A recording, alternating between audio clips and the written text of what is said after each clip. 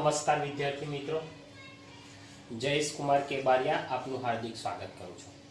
आज आपणे धोरण 6 ની અંદર પ્રકરણ નંબર 9 માહિતીનું નિયમન સ્વાધ્યાય 9.1 ની વાત કરવાના છે। 9.1 ની વાત કરતા પહેલા આ પ્રકરણની અંદર આપણે શું જોવાનું છે તો કે આ પ્રકરણની અંદર આપણે ચિત્ર આલેખ અને લંબ આલેખ બેની વાત કરવાની છે અને આવૃત્તિ વિતરણ કોષ્ટક એ આપણે તૈયાર કરવાનું છે। तो आ चित्र आलेख शू छे? चित्र आलेखनी बात करिए तो चित्र आलेख शू छे तो के केटલીક वखत माहिती घणी बधी मोटी होय। हवे आ माहितीने આપણે ટૂંકમાં દર્શાવવા માટે આપણે ચિત્રોનો ઉપયોગ કરીએ છીએ અને ચિત્રો દ્વારા જે માહિતી દર્શાવવામાં આવે છે જે ટૂંકી સરળ અને સમજી શકાય તેવી હોય છે, સરળતાથી આપણે એને સમજી શકીએ છીએ। તો આ પ્રમાણેના ચિત્રો પરથી જે આલેખ દોરવામાં આવે છે એ આલેખને આપણે શું કહીએ છીએ તો કે ચિત્ર આલેખ। બીજો આલેખ છે તો કે લંબ આલેખ। લંબ આલેખની અંદર શું હોય છે તો કે આ માહિતીના પ્રમાણમાં ઊભા સરખી પહોળાઈવાળા લંબચોરસ સ્તંભ દોરવામાં આવે છે। આલેખ પત્રની અંદર શું કરવામાં આવે છે, આ માહિતી દર્શાવવા માટે સરખા માપના શું દર્શાવવામાં આવે છે, સ્તંભ દર્શાવવામાં આવે છે અને એ આપણે આલેખ પત્રની અંદર દોરીએ છીએ અને આવા સ્તંભ વડે દર્શાવતી જે आलेख छे ए आलेखने आपणे लंब आलेख तरीके ओळखीए छे। तमने हूँ आलेख बतावुं छुं तो आ प्रमाणेनो आलेख आवे छे, तमे जोई लो हशे। आमां ऊभी घट લીટીઓ આવે છે અને આડી પણ ઘટ લીટીઓ આવે છે।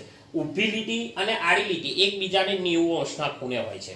હવે આલેખ પત્રની અંદર જે આપણે ઊભી લાઈન દોરીશું, જ્યારે આપણે સ્તંભ આલેખ દોરવાનો થશે, લંબ આલેખ દોરવાનો થશે તો એક ઊભી લાઈન દોરીશું, એને આપણે y અક્ષ કહીશું અને નીચે જે આડી લાઈન દોરીશું એને આપણે x અક્ષ કહીશું। આપણે જ્યારે દોરશું ત્યારે તમને ખ્યાલ આવશે, બરાબર છે। તો આ આલેખ દોરવાથી ફાયદા શું થાય છે? આલેખ દોરવાથી ફાયદા શું થાય આપણને તો કે માહિતીની રજૂઆત ટૂંકી હોય। આલેખ દ્વારા આપણે જે દર્શાવીએ છીએ એ માહિતીની રજૂઆત કેવી હોય, ટૂંકી હોય, બરાબર છે। એ બહુ ઘણી મોટી માહિતી હોય એને આપણે શું કરીએ છીએ, ટૂંકમાં દર્શાવી શકીએ છીએ। માહિતી લાંબા સમય સુધી આપણને યાદ રહે છે।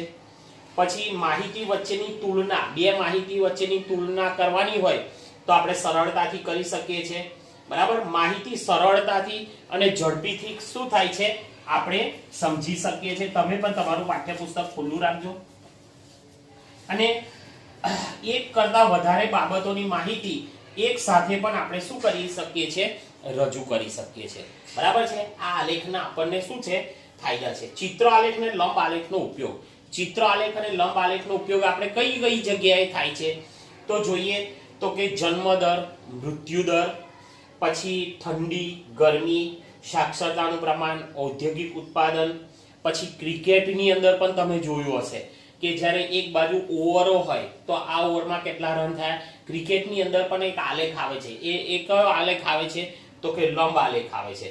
ક્રિકેટ મેચનું પરિણામ, પછી દેશની આયાત નિકાસ, શૈક્ષણિક માહિતી, શાળાની અંદર પણ આ પ્રમાણેના લંબ આલેખ દોરવામાં આવે છે। વર્ષ દરમિયાન કેટલા વિદ્યાર્થીઓ શાળાની અંદર પાસ થયા, કયા વિદ્યાર્થીએ સૌથી વધુ ટકા પ્રાપ્ત કર્યા।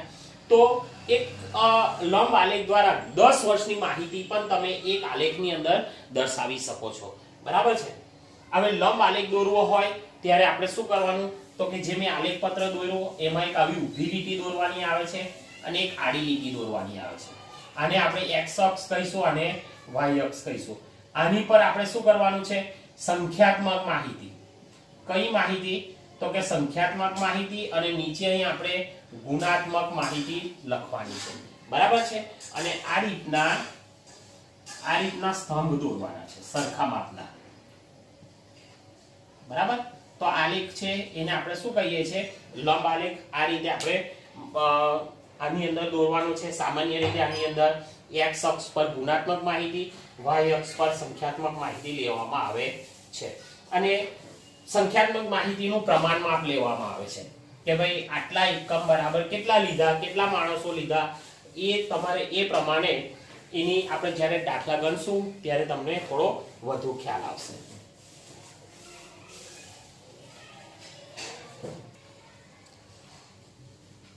ચાલો દાખલા નંબર 1 શું કહે છે, જો દાખલો 1, ગણિતની એક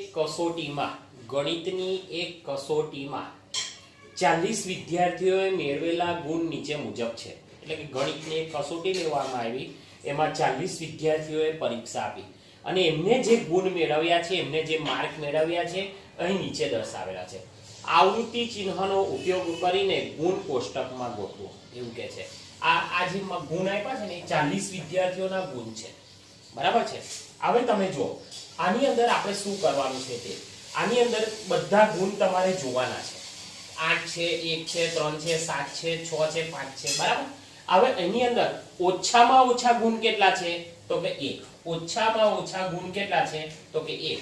હવે તમે જો પછી 4 9 5 વધુમાં વધુ કેટલા છે, તો કે 9, બરાબર. ઓછામાં ઓછા 1 છે અને મોટામાં મોટા વધુમાં વધુ ગુણ કેટલા છે, 9. એટલે આપણે શું કરવાનું, મેળવેલ ગુણમાં અહીં લખવાનું 1 2 3 4 5 6 7 8 અને 9 થઈ ગયા. ઓછામાં ઓછા ગુણ 1, વધુમાં વધુ ગુણ 9, બરાબર છે. હવે શું કરવાનું છે, આપણે પહેલી સંખ્યા લેવાની. દાખલા તરીકે 8 લીધા, તો 8 કઈ છે, તો 8 ની સામે એક લીટી કરવાની આપણે, બરાબર. પછી કેટલા છે, 1, તો 1 ની સામે એક લીટી કરવાની. 3, તો 3 ની સામે એક લીટી કરવાની. 7, તો 7 ની સામે એક લીટી કરવાની. ચાલો 6 ની સામે એક લીટી કરવાની. પછી 5 અને 5 કેટલી વાર છે, 2 વાર છે, એટલે 2 લીટી કરવાની.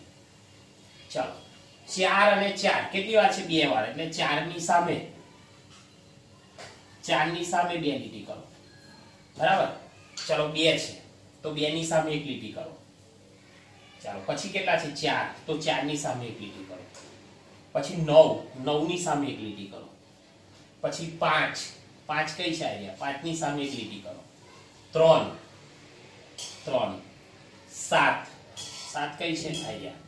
પછી 1 આયો, એની સામે એક લીટી કરો. 6 કઈ છે, આયા, એની સામે એક લીટી કરો. 5 ની સામે એક લીટી કરો. પછી 2 કઈ છે, તો કઈ આયા, એની સામે એક લીટી કરો. 7 કઈ છે, આયા, એની સામે એક લીટી કરો. પછી 7 ફરી એની સામે એક લીટી કરો. 3 કઈ છે, આયા, એની સામે એક લીટી કરો. 8 કઈ છે, આયા, એની સામે એક લીટી કરો. 4, તો જો 4 ની સામે એક લીટી કરો. પછી 2 ની સામે એક લીટી કરો. 8 કઈ છે, આયા, એની સામે એક લીટી કરો. 9 ની સામે એક લીટી કરો. પછી 5 કઈ છે, આ. હવે શું કરવાનું ખબર તમને, 4 લીટી થઈ જાય ને, તો 5મી લીટી આવે ને, તો એને એક આડી આવી લીટી કરવાની. એટલે કુલ કેટલી થઈ ગઈ, 5 ની એક જોડ બની ગઈ. ચાલો પછી 8 કઈ છે, આયા. ચાલો 6 કઈ છે, આયા. ચાલો 7 કઈ છે, જો 7 માં 4 થઈ ગઈ, 5મી લીટી આડી કરવાની. ચાલો 4 ની માં પણ 4 થઈ ગયા, 5મી આડી કરો. 5 માં એક વધારાની પાછી મૂકો. 6 માં 4 જ છે. પછી 9 માં 3 થઈ. 6 કઈ છે, 4 થઈ ગઈ, એક આડી કરી દો એટલે 5 થઈ ગઈ. ચાલો 4 અને 4 બે વખત, તો 1 અને 2 વખત. 6 અને 6 બે વખત. 6 કઈ છે, આઈડિયા, 1 અને 2 વખત. પતી ગયું બધું. ચાલો હવે તમે જો એક માર્ક કેટલા વિદ્યાર્થી મેળવા, તો કે 1 અને 2 લીટી. 2 માર્ક, તો કે 3 વિદ્યાર્થી. 3 માર્ક, તો કે 3 વિદ્યાર્થી. ચાલો 4 માર્ક, તો કે આ 5ની જોડી, 5 6 અને 7. 5 માર્ક, તો કે 5 ને 1 6. 6 માર્ક, તો કે 5 6 અને 7. ચાલો 5 7 માં 5, 8 માં 4 અને 9 માં 3. આ બધાનો તમે સરવાળો કરશો ને, તો 40 થશે, બરાબર. કેટલો થાય, 40. જોઈએ 3 ને 3 6, 6 7 ને 8, 8 ને 7 15, 15 ને 6 21, 28 33 34 35 36 37 38 39 ને 40, બરાબર છે. બધાનો સરવાળો કેટલો થશે, 40 થશે. કેમ, તો કે 40 વિદ્યાર્થી છે અને 40 આપણે લીટી દોરી છે, બરાબર છે. તો આ શું કર્યું આપણે? આવૃત્તિ વિતરણ કોષ્ટક દર્શાવ્યું છે. હવે આની પરથી આપણે શું કરવાનું છે? પ્રશ્નોના જવાબ આપવાના છે. કેટલા વિદ્યાર્થીઓએ 7 કે 7 થી વધુ ગુણ મેળવ્યા છે? કેટલા વિદ્યાર્થીઓએ 7 પણ ગણવાના છે આપણે, બરાબર છે? તો 7 અહીં જો 7 8 9, તો 7 માં કેટલા છે? તો કે 5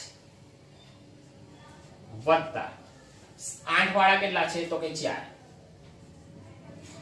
9 વાળા કેટલા છે? તો કે 3, કુલ કેટલા થયા? તો કે 12.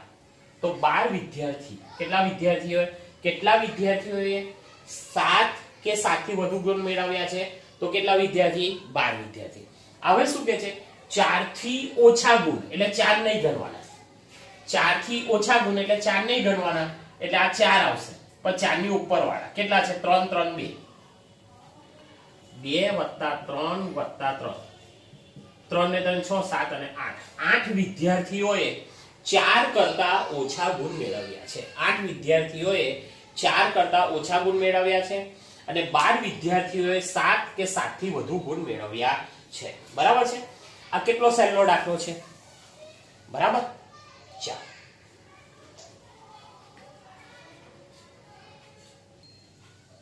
ચાલો દાખલા નંબર 2 શું કહે છે? શ્રેણી 6 ના એટલે કે ધોરણ 6 ના વિદ્યાર્થીઓની મીઠાઈની પસંદગી નીચે મુજબ છે. હવે ધોરણ 6 ના વિદ્યાર્થીઓને પૂછવામાં આવ્યું કે ભાઈ તમને કઈ મીઠાઈ ભાવે છે? તો દરેક વિદ્યાર્થીઓએ જવાબ આપ્યો. કોઈને લાડુ ભાવે છે, કોઈને બરફી ભાવે છે, કોઈને જલેબી ભાવે છે, કોઈને રસગુલ્લા ભાવે છે. બરાબર છે?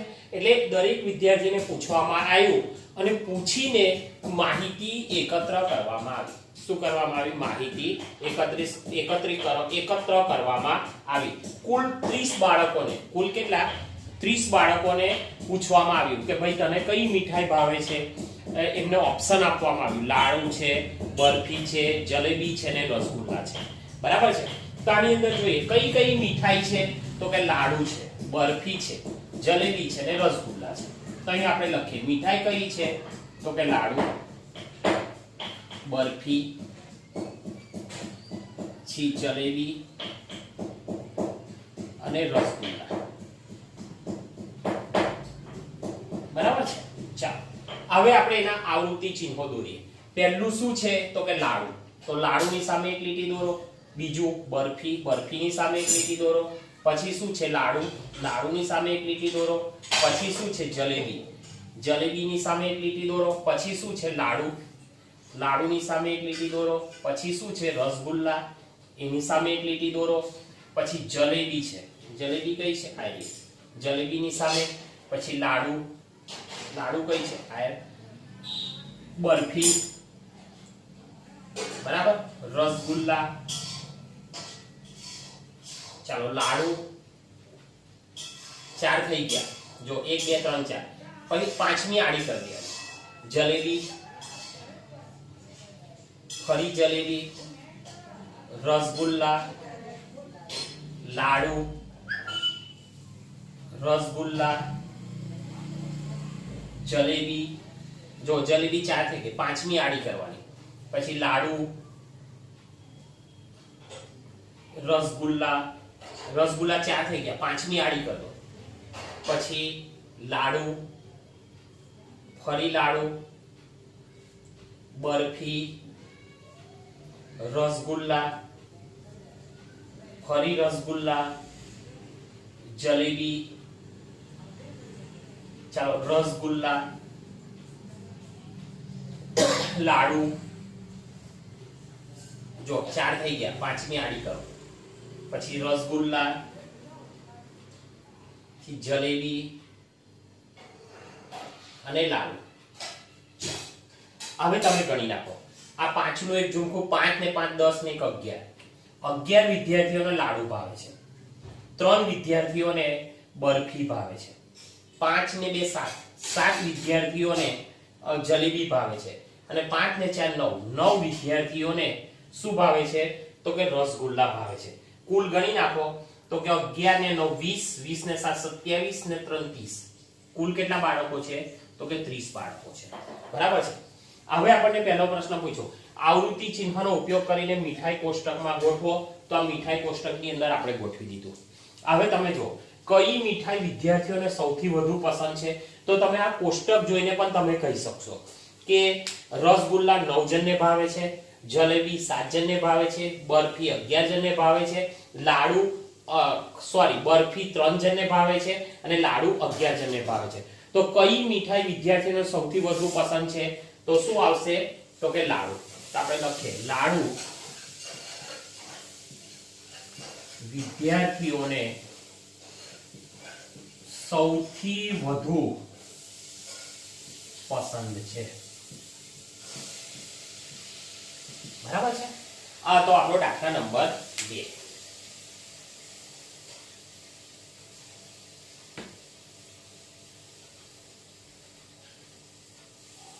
ચાલો દાખલા નંબર 3 શું કહે છે? જો કેથરીન 40 વખત પાસા ફેંકે છે. કેથરીન 40 વખત પાસો જે રમવાનો આવે છે એ પાસો કેટલી વખત ફેંકે છે? 40 વખત. અને દરેક વખતે દેખાતા અંક નીચે મુજબ છે. હવે પાસાની અંદર આપણે જોઈએ તો એક બાજુ 1 આવે, 2 ટપકા આવે, 3 આવે, 4 આવે, 5 આવે ને 6 આવે. કુલ 6 ટપકા આવે છે. બરાબર છે. તો અંક કયા કયા આવશે? તો કે 1 2 3 4 5 અને 6. પાસાની અંદર તમે ફેંકો તો છેલ્લામાં છેલ્લા 6 અંકો પડે છે. બરાબર છે. ચાલો પહેલા કેટલા છે? 1 પડે છે. તો એક લીટી દોરવાની. 3 તો 3 ની સામે એક લીટી દોરો. 5 5 ની સામે એક લીટી દોરો. 6 6 બે વખત.